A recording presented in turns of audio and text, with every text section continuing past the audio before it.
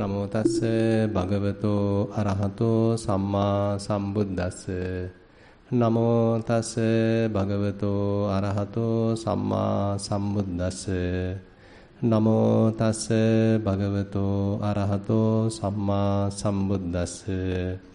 Yam bhikkhave sadevakassa lokassa samarakassa sabbrahmakassa sassamana brahmaniya pajaya sadeva manusaya dittang sutam mutang viññātaṃ pattaṃ pariyesitaṃ anuvicharitam manasa tamahang janami tamahang abbaññāsiṃ tan tathāgatassa viditaṃ tīti. Dear venerable brother, Dhamma friends, probably you can remember we have taken a new sutta to discuss in this Kalalgoda English medium retreat, and that sutta is called Kalakarama Sutta.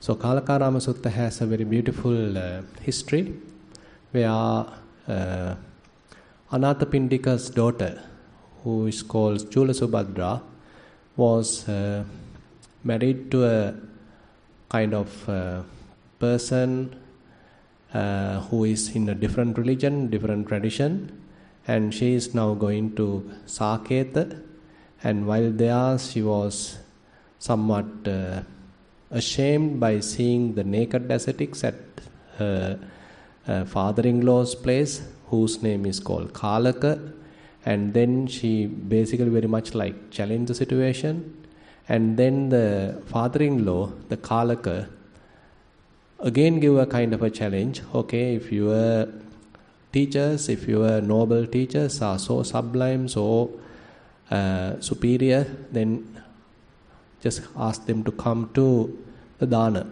Let's arrange the dana tomorrow.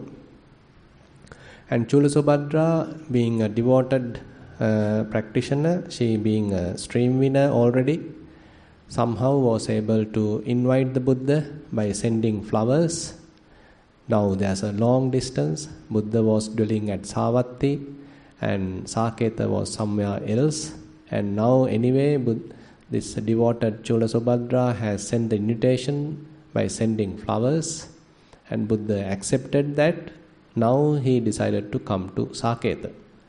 Not only Buddha, he took 500 arahants along with him. Now it's a very magnificent thing. Even King the Sakka also participated in the event. So he prepared the so-called the vehicles, and glorious way Buddha and the Arahants arrived Saketa, and now Buddha preached the Dhamma. On that occasion, this Kalaka has become a stream winner. So very beautiful. Now he was so devoted towards this naked ascetics, but Buddha was able to admonish him, preach him Dhamma, and after hearing that, this person, this Kalaka, has become a Sotapanna. And later he wants to offer the whole garden which belongs to Kalaka, and he actually prepared a vihara, a temple there. Including the garden, he offered to the Buddha and the Sangha, and now Sangha was there. And at that time, interestingly, there were many Sangha members who actually ordained from Saketa itself. So that area was not Buddhist in that before that. So after Buddha arrived there and preached Dhamma, this Kalaka has become a stream winner. Many things have happened. Now he offered the land, the monastery. He built the monastery and offered the land. Now many other also gone forth under the Buddha, and now they are monks. And now there is a kind of a discussion among these monks. So they were appreciating what Buddha has done and how the Kalaka has become a devoted Buddhist. And they were so happy. They are now monks and they are coming from the same area. And they were talking highly about the Buddha's talents, Buddha's high qualities. Buddha heard this discussion through his divine eye. And at that moment he understood, okay, if I arrive there, if I approach there and start preaching Dhamma, it will be really helpful to them. These monks after hearing this particular Dhamma, they will become Arahants. So this is the right time for me to arrive there. So now Buddha go to that particular assembly where the monks are dwelling, that is the Kalakarama, and he's asking, okay, before my arrival, what were you talking? And then they basically mentioned that it is about your sublime qualities, your extraordinary skills that we were discussing. So before you were coming. So that was the discussion that we have stopped because of your arrival. And then Buddha started preaching this Kalakarama Sutta. So it is talking about very higher qualities of the Buddha, but in a very short form. If you read the Kalakarama Sutta, it is not a lengthy discourse, it's a very short one, but talks very sublime, extraordinary kind of characteristics of the Buddha. And again touches some deeper aspects of the Dhamma. So basically this Kalakarama Sutta has become in the old Sri Lanka one of the ancient theme or topic the eminent monks were talking, and one incident has recorded, that is when the Kala Buddha Rakkita was preaching Dhamma based on the Kalakarama Sutta. During that time, King Saddhatissa approached.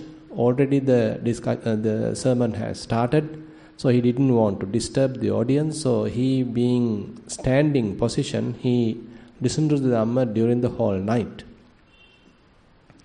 And at the end of the sermon, he was praising Venerable Kala Buddha Rakkita, and he offered the whole island as a gift. So likewise, very interesting incidents are there. And not only that, as we discussed on the very first sermon, during the King Asoka's time, how when he was spreading the Buddhism to various other parts of the area, so he has sent Venerable Mahinda to Sri Lanka, but he has sent Venerable Maharakkita to the Greece, so that area, what we call the Yonaka. On those times called Yonaka area. Nowadays we can call it as Greece. And there, interestingly, this Venerable Maharakkita, the Arahant Maharakkita, has taken the Sutta, Kalakarama Sutta, as the topic. Now, as you know, in Sri Lanka, Venerable Mahinda took the sermon Sutta called Chullahatti Padopama as Sutta as the theme to preach the Dhamma to King Devanampiyatissa and the audience. Anyway, this Maharakkita, Venerable Maharakkita, so he has taken this Kalakarama Sutta to preach Dhamma to the Greece audience. So in a way, very different now. We as Sri Lankans in one kind of way of thinking, the Greece seems to be another kind of way of thinking, but still, Buddha has catered different audiences. And accordingly, the Arahants have taken different topics so that the people would understand it properly, deeply. And Chullahatti Padopama Sutta was so instrumental to us, so useful to us. Many followers, many have attained, understood the Dhamma by going through that, hearing that. Similarly, once Venerable Maharakkita was preaching Kalakarama Sutta there, it is recorded, many have understood the Dhamma. So likewise, such recorded incidents are there around this Kalakarama Sutta. But as I said, we need fair amount of time to understand it because the content is very concise. Now, according to the commentary, this whole sutta is divided into 5 areas, or we can say 5 topics, 5 bhumi, it is mentioned. So the 5 bhumis are Sarvajñata bhumi, then the Kshinasrava bhumi, Satya bhumi, Sunyata bhumi, Tadi bhumi. Sarvajñata bhumi talks about the omniscience of the Buddha. Then Kshinasrava bhumi talks about the complete eradication of the asavas, fetters, and we can say the influxes. And then the Satya Bhumi talks about how precise his words are, how precise his understanding is, how precise his preaching is. So that kind of very precision and truthfulness, that side. And Sunyata Bhumi actually more into the Vipassana side, more into the deeper understanding side of the non-self. And Tadi Bhumi discuss about his ability to withstand anything, maintaining an unwavering kind of mind. So all these 5 aspects are quite deep. And regarding the Buddha from a more deep Dhamma-oriented way, probably you can understand that the certain people are there who are more devoted, more faithful, and they offer various things to the Buddha, and they recite various suttas, paritta, and they are quite devoted. They are more into the faith characteristics, or we can say the faith faculty. And if they step into the Dhamma and they start practicing and developing the faculties, as we already discussed, they call the Saddhanusari. But there are others who are more into the wisdom aspect, more inquiring nature. They are knowing, or they are trying to know things, they are trying to analyze things, they are trying to understand things, inquiring things. They mostly refer the Buddha's teaching. And they are trying to understand that by going through the teaching, they are trying to see the Buddha. Yo dhammam passati, so mam passati. So Buddha even has encouraged that. So try to see me through the Dhamma. Even to Venerable Vakkali, so he seems to be a faith character. When he was mentioning that I want to see you as a person, I like to see you, I like to be closer to you. And then Buddha denying that request, he say, okay, Vakkali, this is nothing to see. Here he is just a fathom body. I mean, doesn't have any purity. It's a complete filled with impurities. So don't look at this body. Look at my Dhamma. So therefore, Buddha as a teacher, he has taken the Dhamma as his teacher. Probably you have remembered that after his great enlightenment, he was wondering to whom that I would consider as my teacher. There is no one I can consider as my teacher. I am self-enlightened. So whom can I say as my teacher?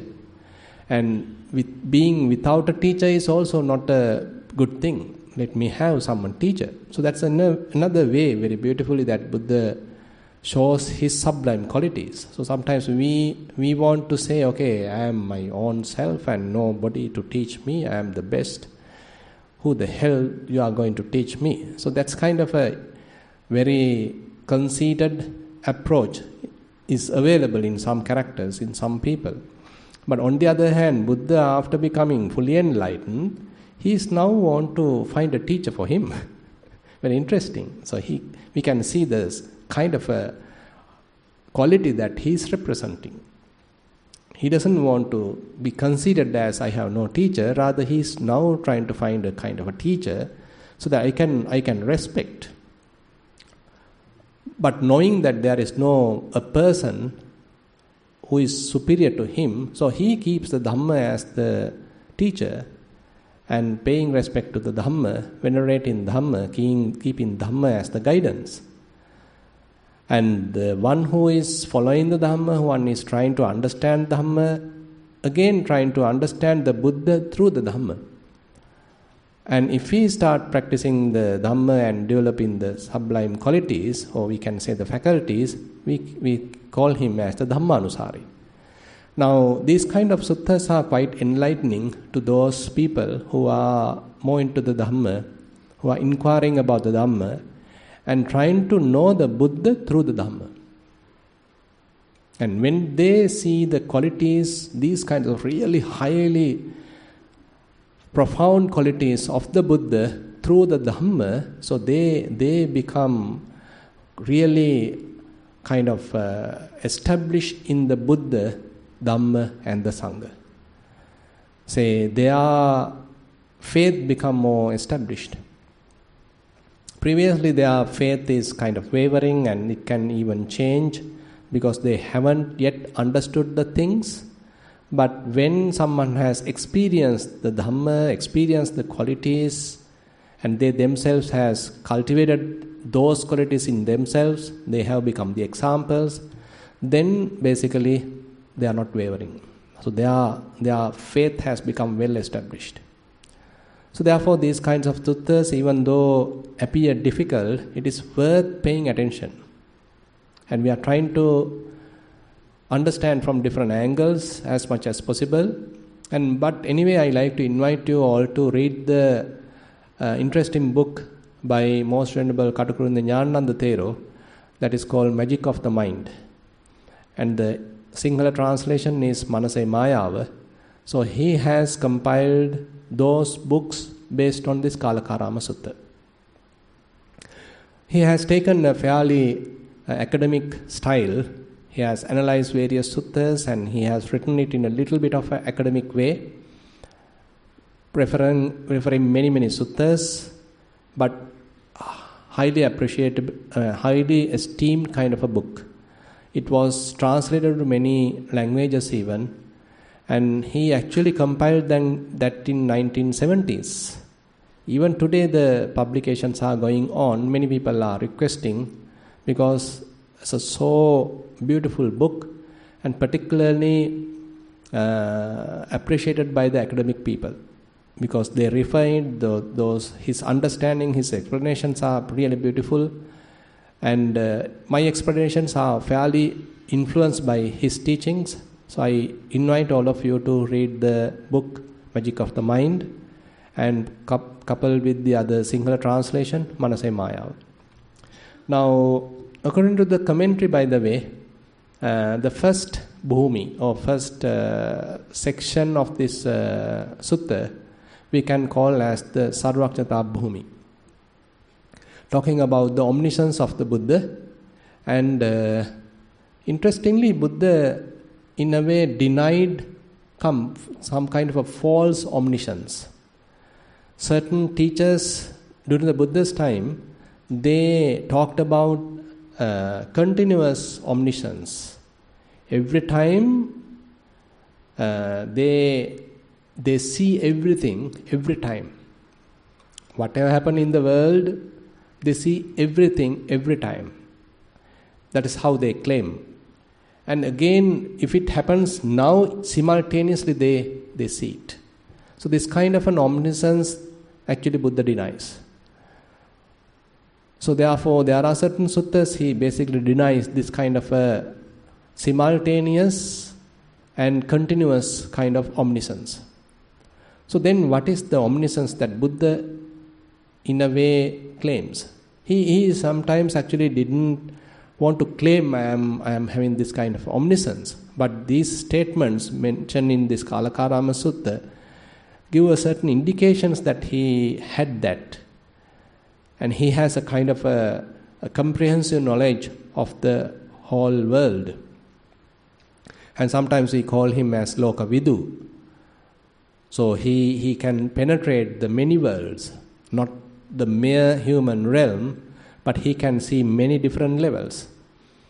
And the short statements included in this Kalakarama Sutta gives some indication about his omniscience. So that's why the first paragraph actually referred or attributed to his omniscience. So his omniscience is not that simultaneous, continuous kind of omniscience that the other people claimed. Rather, he has a kind of an ability. Whenever he wants to know something, whenever he purposely pay attention, it is known to him. Not every time he is knowing everything. Rather, if he want to know a particular subject, it is open to him. He can simply penetratively look at it, penetratively know that to the maximum or to unlimited way. There is nothing more to know. He can know in that particular subject, in this particular theme to the fullest when he want to know.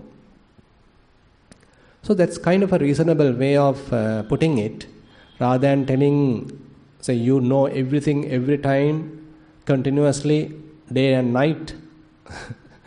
So it seems little too much. But Buddha, when he wants to know something, he can know it. But if he doesn't want, he don't want to know. Now, say for example, if you want to know a particular subject, say you are studying and then you are going deeper and you become a master of it. Quite reasonable. And say when someone is talking about a professor, so he may be an expert in a particular subject because he has mastered that, he has a doctorate in it, he has deeply read it, he has deeply gone through it, studied it, because that is his specialization. On the other hand, when Buddha wants to know a particular subject, so he in a way specializes in that particular area, but it happens immediately. It doesn't take long time as for us. So he can know fullest immediately in that particular subject at that moment. So that kind of a openness is there. For him, everything is in that sense open. So therefore, this particular jnana, this particular knowledge is sometimes known as the anavarana jnana. Anavarana jnana. So there is no anything which is covered to him. Whenever he wants to open up something, it is open to him. Anavarana jnana.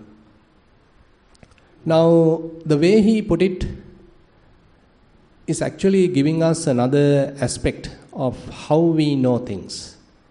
And he divides this subject into basically 4 areas or 4 persons. So we already discussed these things. I am giving a kind of a summary about this Sarvachita Bhumi.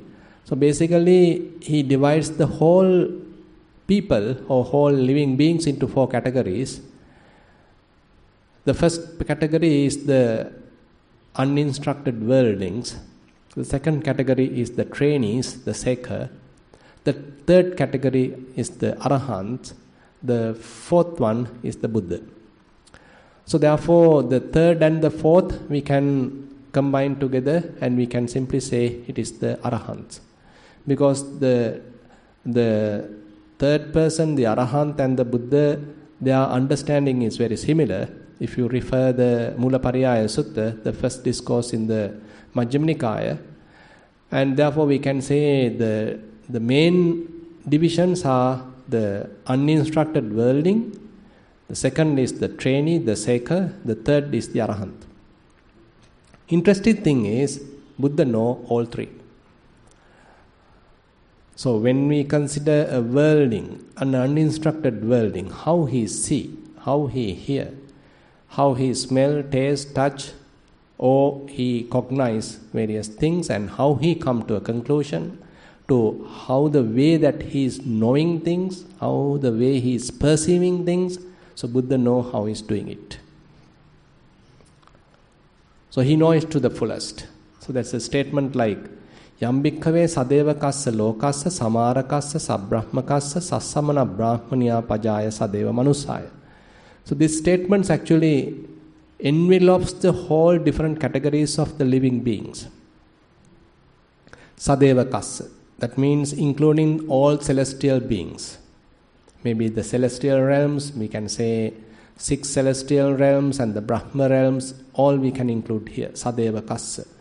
Lokassa samarakassa. The Maras are there. The Maras are also included here. Sabbrahmakassa. Brahmas are also included here. Sassamana brahmaniya pajaya sadeva manusaya.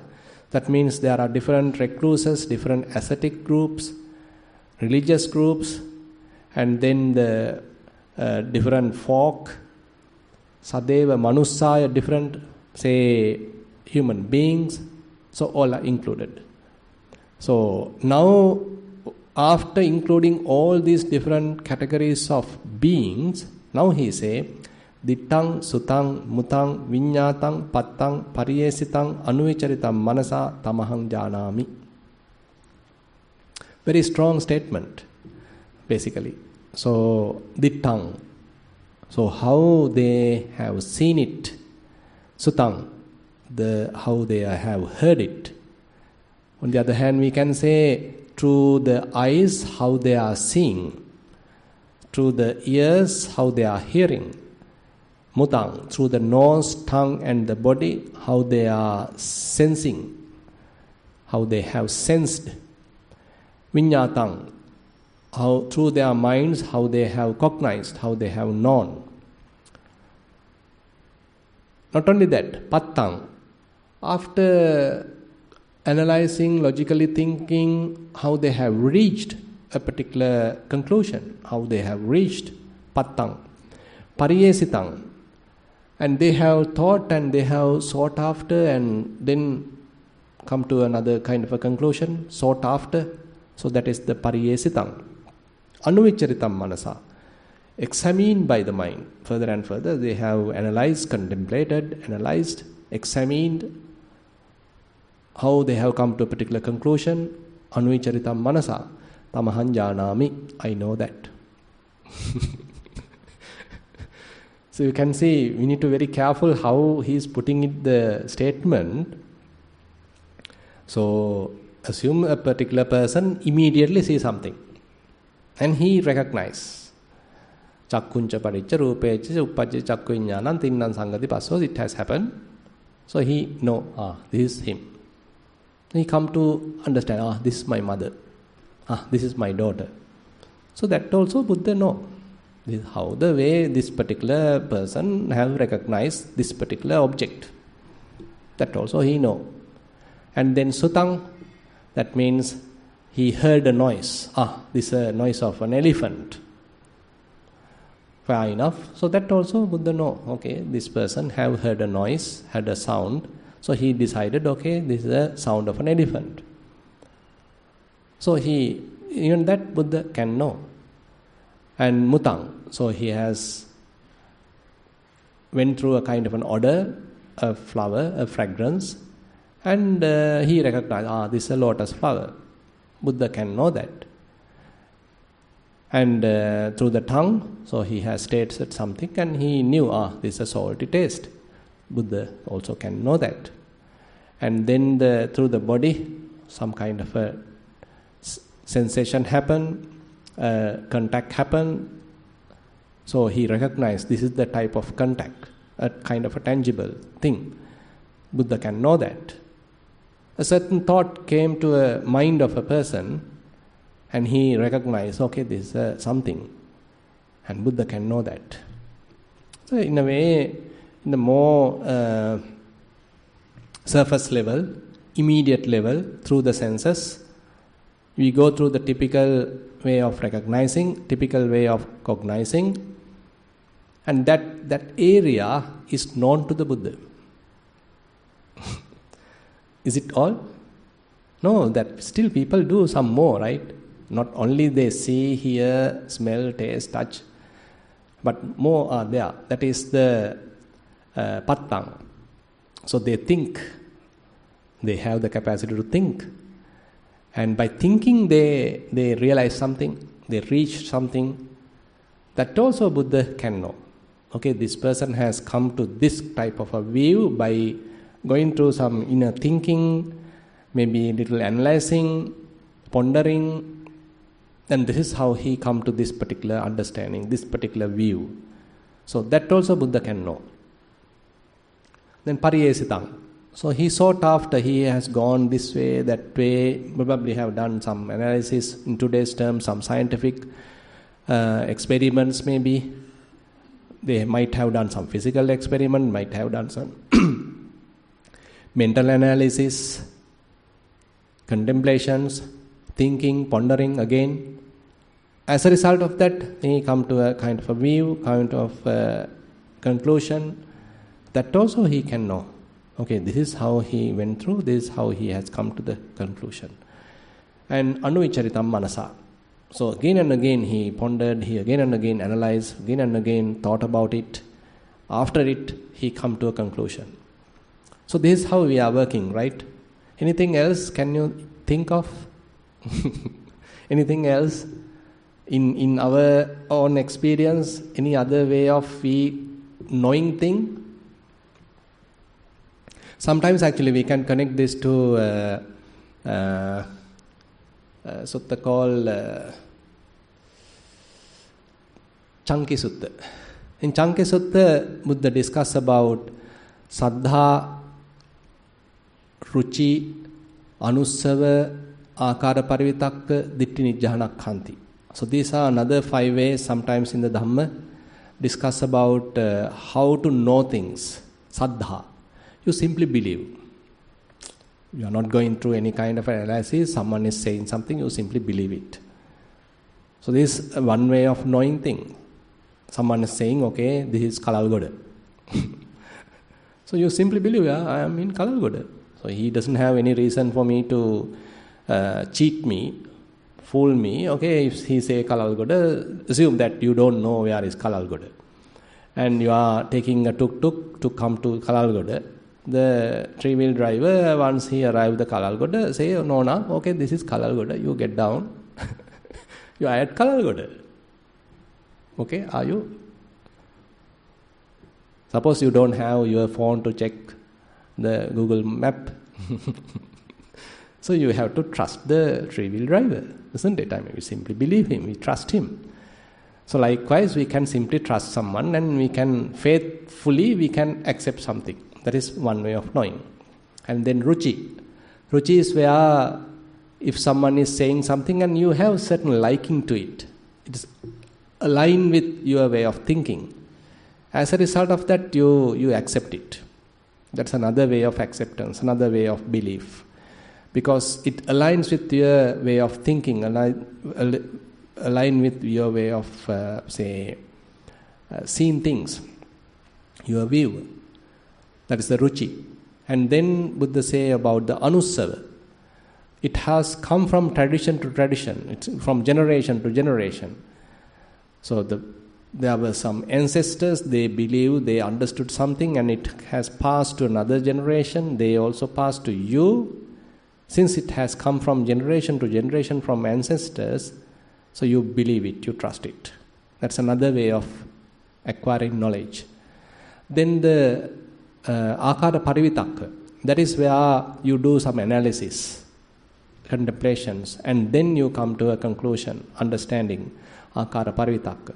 Ditti Nijjhana Khanti basically refers further kind of your view and someone else's view has some tallying, and you come to a kind of a view or accept kind of a view, and as a result of that you believe whatever the information available there because your view is aligning with that view. So almost like you absorb that view, you adhere to that view. So these are another ways that sometimes mentioned in the Dhamma. Now here, so different ways of knowing things, either directly through the sense faculties or through the mind by different levels of analysis, you can know something, but it can be known by the Buddha. Buddha can know that. And but interesting thing is, Buddha does not stop there. Tamahang Abhanyasing. That's another term he adds here. He directly knows that. So that comes actually the practice of a Sekha and then Arahant. So what we discussed so far is very much common to a worldly person even. A worldly person simply know what we have already discussed. So he has eyes, he can see, and he has learn some information coming from his kindergarten to the school to the campus. So some information is available. He do some mapping and he know, this is a recorder, this is a mic, this is a paper. Simple as that. So that typical conventional type of understanding is what we have discussed. Anything else? Are you with me? Anything else? So, anything else in the sense, any other way of knowing things? So, what we practice in Kalalgoda? That's another way of knowing things. That's through the direct knowledge, experiential knowledge. So, what we are going through in Satipatthana practice is not exactly the typical conventional a kind of ignorant way of knowing things, but you develop certain mental skill. You develop certain very precise focus into your mind. You develop very calm state to your mind. And you are not trying to get some conditioning from the past, your learned experience. Now you are maintaining a very relaxed mind. You are not supposed to be an expert, rather you are supposed to be a beginner. You have to have a fresh mind, isn't it? Isn't it the way that we are approaching? Okay, you are going to the walking path. It is not that you remember all the theories of walking and all different suttas and try to walk. Rather, you allow the body to naturally walk. But at the same time, you experience something, right? For you to experience hardness, do you need a book? Do you need a language? Even that is not necessary, isn't it? You don't need even a language to know the hardness. So we have another way of knowing things. So that is the direct knowing. So experiential knowledge. So therefore this Satipatthana practice gives prominence to this experiential knowledge. So you are not supposed to carry the load of information to you, to the sakpana or to the sitting to practice the Satipatthana. Instead, you are better to have a beginner's mind, a very fresh mind. But it has to be equipped with mindfulness, equipped with samadhi, fair amount of focused attention. Not a scattered mind, not a defiled mind either. So that's why we are trying to abandon the defilements at least temporarily. Abhijja domanassa. So that the statement coming in the Satipatthana Sutta. Vinaya loke abhijja domanassa. So when you are practicing Satipatthana, so kind of a prerequisite is keep the mind basically undefiled as much as possible. Kaye kayanupasse vihirati atapi sampajano satima vinaya loke abhijja domanassa. So what does it literally mean? Kaye kayanupasse vihirati. So you are at that moment fully aware of the bodily phenomena, we can say. Kaye kayanupasse vihirati atapi. So you have kind of a effort to abandon whatever the intruding defilements, any disturbance coming through. You need to abandon them, atapi. Sampajano, you have to be very vigilant, quite at the moment.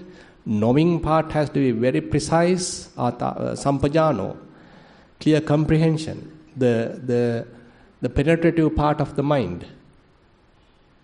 Does that mean you are thinking? Sampajano, does that mean you are asking to think? No. You don't need to think, isn't it? I mean, you can maintain a mind full of vigilance but not thinking. You are quite awake, very precise, very alert.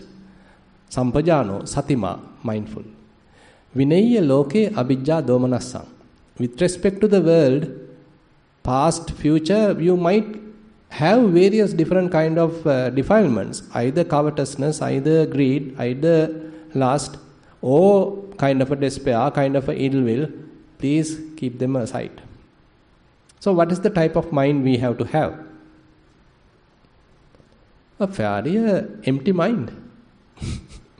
As much as possible, isn't it? Very calm, relaxed, focused, undefiled kind of a mind. So with that, now we are trying to experience the present moment. So this, we can say, another way of knowing things. So the practice helps us to go another aspect, another perspective. So you are trying to know things through the direct experience. So the mind has a kind of a balance, a focus, undefiled, quite mindful. You are exactly there in that particular moment. You can know it. So this is the kind of a direct experience we are talking. And so this way of knowing is something Buddha has encouraged. So throughout the Satipatthana practice, this is what we are trying to do. So whenever a thought comes to your mind, So same approach we have to come. Thought might have come, but if we can be vigilant, present moment, and you have certain effort, mindfulness, focus, and then probably you can know, there is a thought in the mind. There's a lustful thought in the mind, angry thought in the mind. But knowing part, separate. So knowing part is another skill we human beings have. Thought is something, but the knowing part is separate. Thought is very much like external, knowing is very much like internal skill. So therefore, Buddha has developed this skill. Through this skill also he has known things directly, and therefore he says tamahang abhanyasing. So I have directly known things. So same practice when someone else practice, say he starts developing the mindfulness, he starts developing the concentration, avoids the defilements, his mind is also now well focused, he also has the capacity to know directly what is happening right now, at this moment, directly knowing. So now Buddha passes that trick or passes that technique to us, to the practitioners. Okay, you do the same thing. You practice satipatthana, you practice the mindfulness, and be mindful. Not only that, you pay attention, have a fairly undefiled mind, maintain some amount of effort, abandon all the defilements. Now you can directly know what's going on, what you really experience right now. Now, suppose if we practice like that, and one day assume that you become a Sotapanna, and still that knowledge also known by the Buddha, because he has gone through it, he know the way that we are doing, or the practitioners are doing, how they are knowing things, so that is also known to the Buddha. And then assume that someone has become fully arahant, fully enlightened, and how his mind is working, how he is dealing, that's also known to the Buddha. So whole different levels of intellect or whole different levels of knowing is quite open to the Buddha. Now you can see what a comprehensive way of dealing with the Buddha's capacity to omniscience. I mean, it's quite deep in a way. We need to understand how deep it is. So anyone, any kind of worlding, he knows things through his typical eyes, ears, nose, tongue, body. That also easily known by the Buddha. If he want, a Sekha again can be known, an Arahant can be known. So for example, if I give some examples, now say Visakha, a devoted woman, already unattained, Sotapanna, and one day she is crying towards the Buddha. You have heard about it. So now Buddha knows what's the reason, and he immediately attended to her and advised her, because he knows what has gone with her. And say another king, Mahanama, another, I think Sakadagami. So he approached the Buddha and he is asking various questions. So he can understand, Buddha understand, okay, how he is talking, how his, if little bit of doubt is there, so what's the reason for that doubt? So that also Buddha known. Say an Arahant. Say sometimes now there is interest in suttas like that Vipassana. Vipassana is in the Anguttara Nikaya Chatukka Nipada. So kind of an interesting incident happened between Vappa, one of the Sakyans, and the Venerable Moggallana. So discussion, as a kind of a discussion, happened at some other place. But Venerable Moggallana couldn't finish it. But during the evening, now Buddha is asking it. Isn't it, Moggallana, you had a kind of a discussion with Vappa? So if the Buddha want to know, so Buddha can know that. So Moggallana being an Arahant, so involved with this kind of a conversation, If necessary, Buddha can know that. So likewise, so he has a kind of unbelievable capacity to know things at different levels and to the maximum. And we can't say that he didn't have anything that which is not knowable by the Buddha. It is impossible to say. And certain suttas are there that he is making a kind of a lion's roar, saying that when I am saying about the sarvajñata jnana or this kind of understanding, I can't see anyone who is capable of challenging me. No one is capable of challenging me, saying that the Tathagata, the Samma Sambuddha, is not known to this particular area. I know that, but you don't know. There is nobody in this whole world who can challenge. Really beautiful, really amazing way that he confirms his Samma Sambuddha. So how he become enlightened, and by being enlightened, fully enlightened, what's the kind of a capacity he is having? Is that Visarada Jnana, he actually really beautifully, profound way he communicated. Okay, now we can get into the almost 10 to 5. Only 10 minutes are there. So let's step into the next area. So that is called the Shinasrava Bhumi. So we already know about the asavas, right? So the asavas are there. Typically, sometimes we call as 3 influxes: Kamasrava, Bhavasrava, Avijjasrava. And sometimes we include Ditthasrava also. Altogether we can call as 4 asravas. But Ditthasrava sometimes we include into the Avijjasrava. So typically therefore 3 asavas, so 3 influxes. So basically mean even someone's mind is kind of undefiled right now, still there is a kind of a potential his mind can become defiled at another moment. Why is that? Say currently your mind doesn't have any anger. Don't know anyone already have something? Does that mean that the anger will never come to your mind? No. It can be angry again. Why is that? So why can't we have anger-free mind forever? Still that anusaya is there, right? So that potential is there in the mind. So long time we were angry in this sansaric journey. Even though currently I am not angry, so that the potential to be angry is still available in me.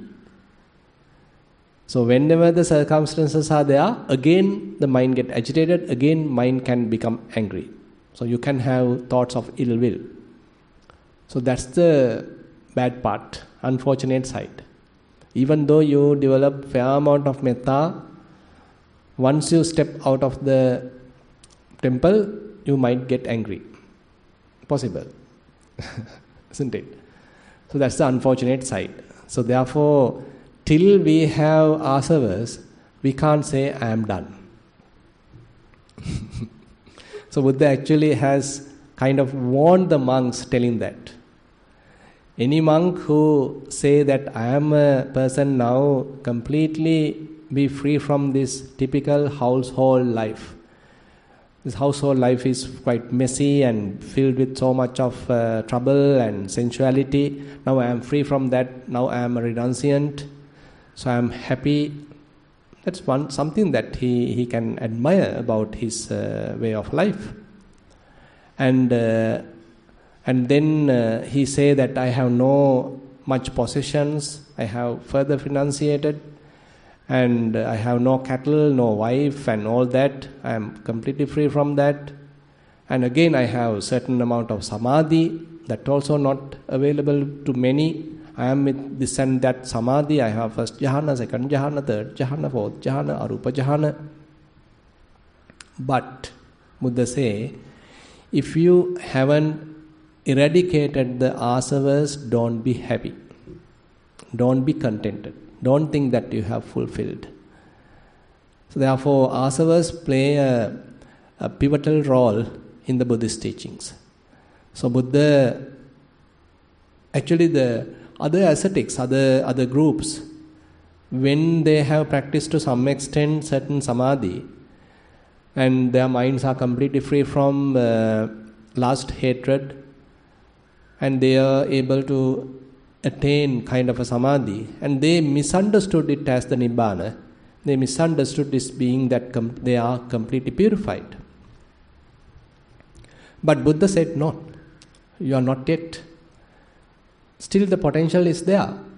Even though right now your mind is happy, blissful, it doesn't guarantee that you won't get into the stage where again the mind becomes unhappy, worried, sorrowful. So Buddha has seen the under the cover kind of a potential available in the mind. So under the carpet there is still available some kind of a dust, some kind of a, say, impurities are there. So they are very much like latent. So they are latent. Currently they are not active, but due to certain circumstances they can become active. So that risk is there, isn't it? So that risk we need to remember. Because sometimes when we are practicing Satipatthana, we also feel fair amount of calmness, kind of happiness, say no defilements, even something come, it quickly goes away. And we might feel fairly uplifted, or we might think, okay, I am an arahant, or overestimate ourselves. Such possibilities are there.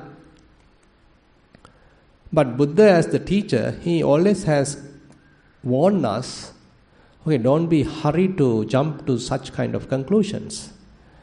Because still you might have certain type of asavas. Latent tendencies, anusayas, are still maybe available. So you have to be quite careful therefore. And there are instances, actually some real instances are there, even certain monks misunderstanding themselves as arahants and later understood that they are not. For example, I think, I can't remember exactly which kind of a stories those are recorded in the commentaries. Like, say, for example, one teacher thinking wrongly, assuming that he being an arahant, but he got a quite real student who has become an arahant. Now he actually wants to verify whether his teacher is an arahant, but he understood he is not. Now the student want to really help him, and he approached the teacher and he's asking, Bante, are you an arahant? Yes, why not? And then, when have you become that? Long time ago. Do you have the psychic powers? Of course, I have.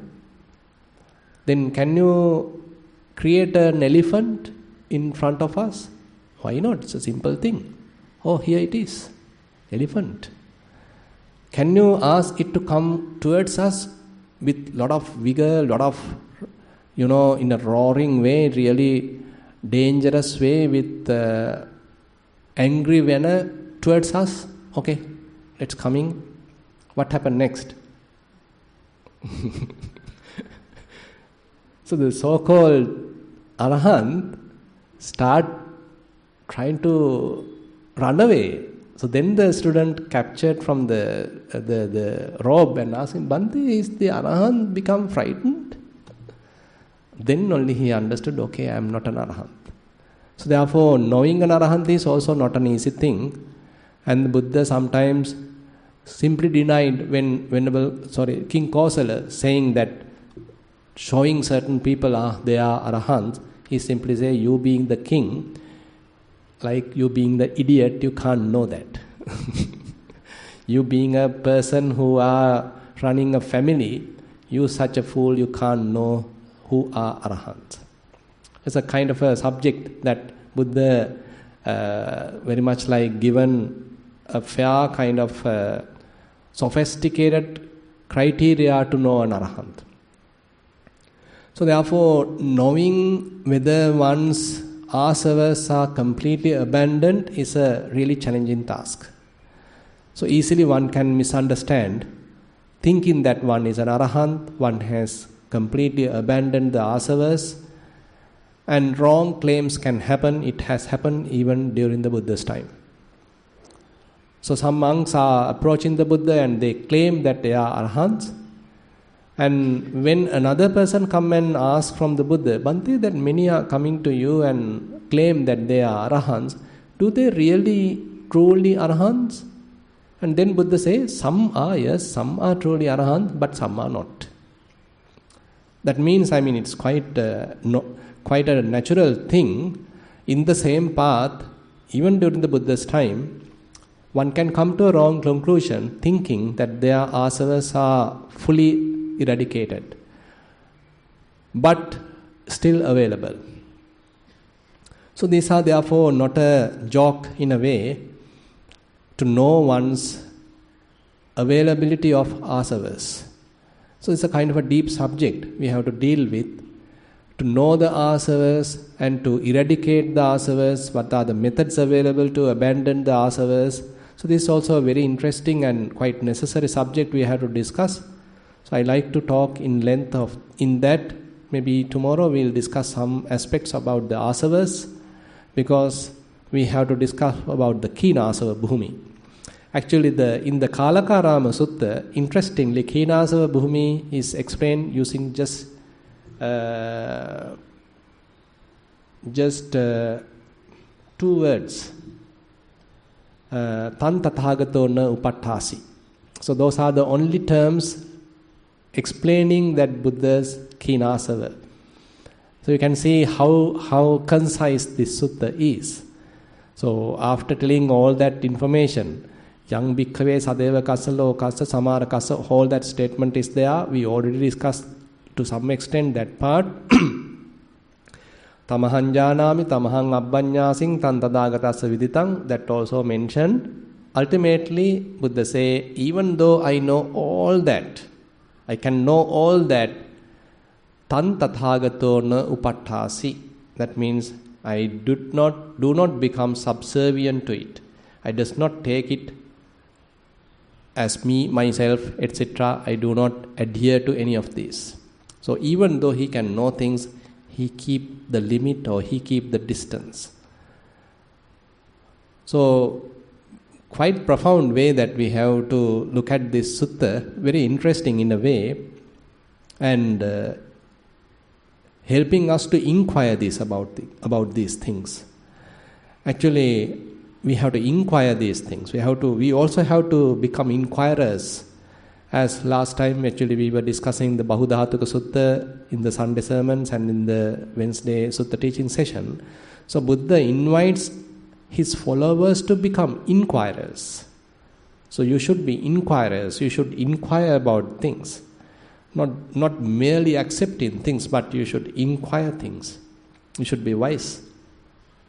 So these suttas actually are real areas for us to inquire. So how Buddha is preaching the Dhamma in a more inquiring way. Now, if things are extremely descriptive and each and every little bit is explained, so we don't have much to inquire. But the sutta being very concise and still talking extremely profound aspects, so it is inviting us to inquire, asking us to inquire. You also should understand. So this is a kind of a way that we can put it. So we'll talk further on the asavas maybe tomorrow. And with that note, I like to conclude today's Dhamma sermon. Thank you very much for attentive listening.